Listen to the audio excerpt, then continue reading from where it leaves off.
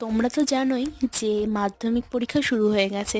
আর আমার বোন এবারে মাধ্যমিক দিচ্ছে। ভাবতেই অবাক লাগে যে আমার সেই ছোট্ট বোনটা কত বড় হয়ে গেল, আজও জীবনের প্রথম বোর্ড এক্সাম দিচ্ছে। তবে ওর পরীক্ষা দেখে না আমার নিজের মাধ্যমিক পরীক্ষার দিনগুলোর কথা মনে পড়ে যাচ্ছিল।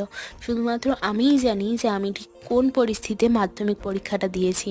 সব কিছু এতই ওলটপালট ছিল যে আমার ঠিক করে মনেও নেই তখনকার কথা, মানে কিভাবে কি পরীক্ষা দিয়েছি না দিয়েছি আমার কিছুই মনে নেই বলতে পারো। সেসব গল্প নয় অন্য কোনো দিন কোনো সময় তোমাদের সাথে শেয়ার করব।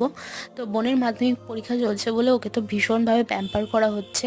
আর মা না ওখানে বসে যা খাওয়া দাওয়া করছে সেগুলো সব আমার জন্য নিয়ে আসছে, আমারও বড্ড মজা লাগছে। তো বিকেলে গিয়েছিলাম বোনের সাথে টেস্ট অ্যান্ড বাইট পেস্ট্রি কিনতে।